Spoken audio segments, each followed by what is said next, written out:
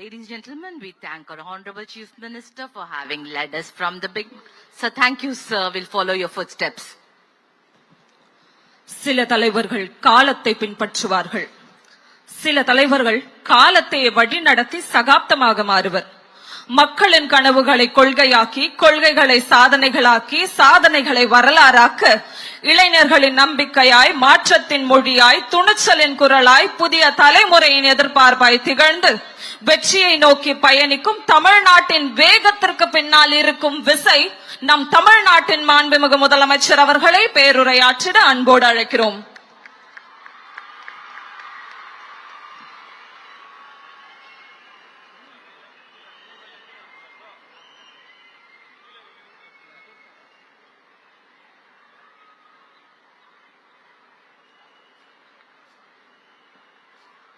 மாண்புமிகு அமைச்சர்களுக்கும் மதிப்பிற்குரிய சிறப்பு விருந்தினர்களுக்கும் அனைவருக்கும் என்னுடைய வணக்கம். ஒரு சில நிகழ்ச்சி மட்டும்தான்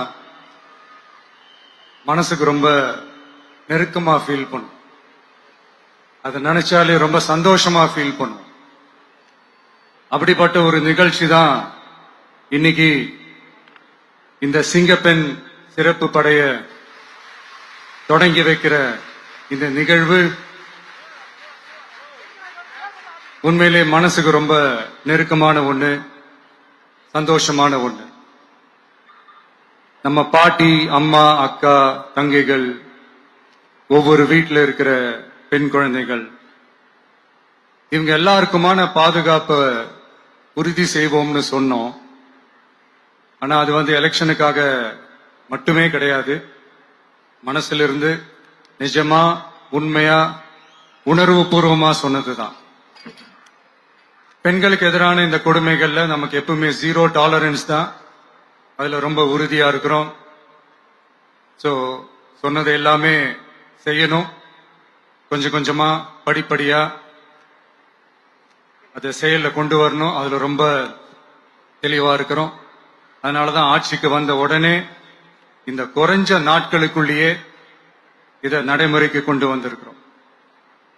தமிழ்நாட்டில் இருக்கிற பெண்கள், பெண் குழந்தைகள் எல்லாருமே பாதுகாப்பா தன்னம்பிக்கையோட இருக்கணும். அதுக்கான முதல் கட்டம் தான் இந்த ஸ்டெப். இது மனசுக்கு ஒரு மன நிறைவை கொடுத்தாலும் அதே நேரத்தில் பெண்களை பத்தின சில செய்திகள்லாம் கேட்கும் போது உண்மையிலே மனசு பதறுது, கண்ணு கலங்குது, அது கண்ட்ரோல் பண்ணவே முடியல. ஏன்னா நடக்கிற கொடுமைகள்லாம் யாருக்குங்க, நம்ம குடும்பத்தை சேர்ந்தவங்க தானே, எப்படி மனசு பதறாம இருக்கும்? அதனால பெண்களுக்கு எதிராக இதெல்லாம் ஏன் நடக்குது, எதுக்கு நடக்குதுன்றது மத்தவங்க மாதிரி ரீல்ஸ்லயும் இன்ஸ்டாலையும் தேடிட்டு இருக்க முடியாது, ரியாலிட்டிய புரிஞ்சுக்கணும். சோ இந்த பிரச்சனைகள்லாம் ஏன் நடக்குது அப்படின்றத அனலைஸ் பண்ணி பார்க்கும்போது சுத்தி சுத்தி பாத்தீங்கன்னா ஒரே இடத்துலதான் நிக்குது. போதை பொருள் நடமாட்டம், அதை வேரோட பிடுங்கி எறியணும். இது 2026 போன மாசம் மே மாசம் 10ஆம் தேதி இந்த பிரச்சனை புதுசா முளைச்சு வந்துடல. இது பல வருஷமா இருக்கிற பிரச்சனை. பல வருஷமா இதை கண்டுக்காம விட்டதுதான் அந்த வேர் இவ்வளவு ஆழமா பரவி இருக்குது. இத பல வருஷமா கண்டுக்காம விட்டது யார் என்றது நான் சொல்லிதான் உங்களுக்கு தெரியணும்னு அவசியம் இல்லை, அது உங்களுக்கே நல்லா தெரியும். இப்ப அதை பத்தி பேசியும் பிரயோஜனம் இல்லை. முதல்ல இந்த போதை பொருள் நடமாட்டத்தை வேரோட பிடுங்கி எறியணும். அப்படி எரிஞ்சாதான் இந்த பெண்களுக்கான இந்த சேஃப்டி ரொம்ப ஸ்ட்ராங் ஆகும். இது ரெண்டுமே ஸ்ட்ராங் ஆனாலே ஆட்டோமேட்டிக்கா சட்டம் ஒழுங்கும் சரியாகும். இந்த 3 விஷயம் சொன்னல, இந்த போதை பொருள் நடமாட்டம், பெண்களுக்கு எதிரான இந்த கொடுமை, இந்த சட்டம் ஒழுங்கு, இது 3மே ஒண்ணுக்கு ஒண்ணு இன்டர்லிங்க் தான். இதுவும் இப்ப புதுசா வந்த பிரச்சனை கிடையாது, பல வருஷமா இது இன்டர்லிங்க்டா தான் இருக்குது. இதெல்லாம் ஏன் எதுக்குன்றது இப்ப முக்கியம் இல்லை, இது எப்படி சரி செய்ய போறோம்ன்றதுதான் முக்கியம். பட் அதே நேரத்துல இன்னொன்னையும் நம்ம மனசுல எடுத்துக்கணும். இந்த பெண் குழந்தைகளுக்கான இந்த பாதுகாப்பு இது வெறும் சட்டம் ஒழுங்கு சம்பந்தப்பட்டது மட்டும்தானா அப்படின்னு கேட்டீங்கன்னா இல்ல, இது சமூக ஒழுங்கும் சம்பந்தப்பட்டிருக்கு. சமூக ஒழுகல தனி மனித ஒழுங்கும் சம்பந்தப்பட்டிருக்கு.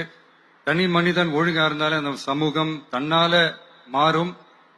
ஒரு கட்டுப்பாட்டோட ஒரு பொறுப்பா இருந்தாலே இந்த மாதிரி பல பிரச்சனைகளை நம்ம கண்ட்ரோல் பண்ணலாம். படிக்கிற இடத்துல, வேலைக்கு போற இடத்துல, டிராவல் டைம்ல, ஆனா டெய்லி லைஃப்ல பயம் இல்லாம மரியாதையோட நம்ம பெண்கள் வாழணும். அதுக்கான ஒரு அட்மாஸ்பியரை நம்ம கிரியேட் பண்ணணும். அதுதான் நம்மளுடைய ஃபர்ஸ்ட் டார்கெட்டு. இவ்வளவு நேரம் நான் இதெல்லாம் ரொம்ப சாஃப்டா சொல்லிட்டு இருந்தேன். ஆனா பெண்களை தொந்தரவு செஞ்சுட்டு அப்படியே எஸ்கேப் ஆகி போயிடலாம்னு நினைக்கிறவங்களுக்கு நான் ஒரு வார்னிங்காவே சொல்றேன். பெண்கள் பாதுகாப்பை டிஸ்டர்ப் பண்றவங்க யாரா இருந்தாலும் அது சகிச்சுக்கவே முடியாது. அவங்களுக்கான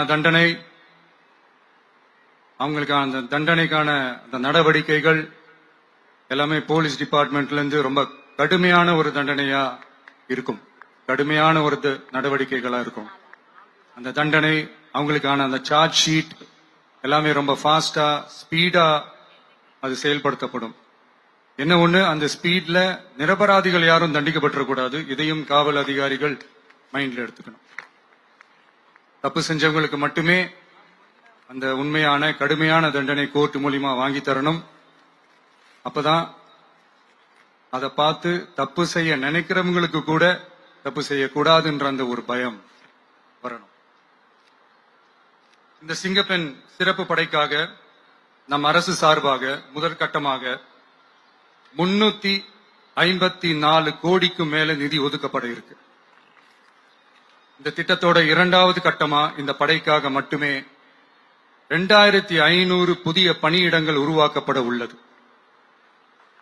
பெண்களோட பாதுகாப்பை ஸ்ட்ராங் பண்றதுக்காக மாடர்ன் ஃபெசிலிட்டிஸ் இருக்கிற வாகனங்களும் நவீன உபகரணங்களும் தொழில்நுட்ப சாதனங்களும் அலாட் செய்யப்பட இருக்கு. ஆல்ரெடி உமன் சேஃப்டிக்காக செயல்படுற அமைப்புகளுக்கு அடிஷனல் ஸ்ட்ரென்த் அண்ட் சப்போர்ட்டா இந்த சிங்கப்பெண் படை செயல்படுங்கிறத மீண்டும் வலியுறுத்தி சொல்ல விரும்புறேன். பெண்களுக்கு எதிரான குற்றங்கள் நடக்கிறதுக்கு முன்னாடியே அதை தடுக்கிற காவல் நடவடிக்கையில இந்த படை முக்கிய பங்கு வகிக்கும்.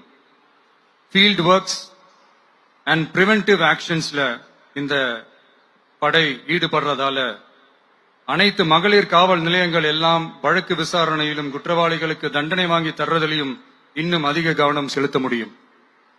பெண்களை ஃபாலோ பண்றது, பாலியல் தொல்லை தர்றது, டார்கெட் பண்ணி திரும்ப திரும்ப தொந்தரவு செய்யறது, பெண்கள் கடத்தல் முயற்சி, பப்ளிக் பிளேஸ்ல அசிங்கமா நடந்துக்கிறதுக்கு பஸ்ல தொல்லை தர்றது, கூட்டத்துல பெண்களுக்கு தொல்லை தர்றதுன்னு இது மாதிரி தப்ப தடுக்கிறதுல ரொம்ப முக்கியமா இந்த சிங்கப்பெண் படை செயல்படும். பெண்களுக்கு எதிரான குற்றங்களை தடுக்க நடவடிக்கை எடுக்க இந்தியாவிலேயே முதல் முறையாக ட்ரோன் வாயிலாக பெட்ரோல் மூலை அறிமுகப்படுத்தப்படும். நம்ம வீட்டு பெண்கள் அவங்களோட ட்ரீம்ஸ் அண்ட் எக்ஸ்பெக்டேஷன்ஸ் என்ன அப்படின்றத நம்ம அரசு நல்லாவே புரிஞ்சு வச்சிருக்கு. அதை கொஞ்சம் கொஞ்சமா நாங்க செயல்படுத்துவோம். உங்களுக்கான மரியாதையும் தான், உங்களுக்கான அந்த கண்ணியமும் தான் நம்ம அரசினுடைய highest and most important priority. ஒரு கவர்மெண்டோட அந்த விஷன் அண்ட் டார்கெட் ஆனஸ்டா இருந்தாலே போதும். பிளான்ஸ் அண்ட் அட்டெம்ப்ட்ஸ் அது போற பாதை சரியா இருக்கும்னு சொல்லுவாங்க. அப்படிப்பட்ட ஒரு கவர்மெண்ட் தான் நம்மளுடைய கவர்மெண்ட், உங்களுக்கான கவர்மெண்ட். இந்த ஷார்ட் ஸ்பேன்ல இந்த சிங்கப்பெண் சிறப்பு படைய நடைமுறைக்கு கொண்டு வந்து இதுக்கு ரொம்ப கடுமையா உழைச்ச காவல்துறை அதிகாரிகளுக்கும் பணியாளர்களுக்கும் இந்த நேரத்தில் என்னுடைய பாராட்டுகளை தெரிவிச்சுக்கிறேன். இந்த நேரத்தில் என்னை பொறுத்த வரைக்கும் ஒரு கவர்மெண்டோட முதல் சக்சஸ், முழு சக்சஸ் இன்ஃப்ராஸ்ட்ரக்சரோட வளர்ச்சியிலையோ பொருளாதார வளர்ச்சியிலையோ மட்டுமே இல்லை, அந்த ஸ்டேட்டோட பெண்களும் குழந்தைகளும் மரியாதையா வாழ்றாங்களா அப்படின்றதுல தான் அந்த கவர்மெண்டோட முழு சக்சஸுமே இருக்கு. அதோட சேர்ந்ததுதான் மற்ற எல்லா வளர்ச்சியும். அதுலயும் நாங்க கவனம் ஃபுல் கான்சென்ட்ரேட் பண்ணுவோம். கான்பிடென்டா இருங்க, நல்லதே நடக்கும், வெற்றி நிச்சயம். மீண்டும் சந்திக்கும் வரை நன்றி, வணக்கம். Thank you very much, sir, for that powerful and visionary address. Your words have not only set a benchmark for women's safety, but have also instilled a deep sense of pride and responsibility in every officer present here today. Your insights into the role of the Singapen Special Force has indeed laid down a historic roadmap for our state's law enforcement. We are deeply grateful for your exemplary leadership, sir.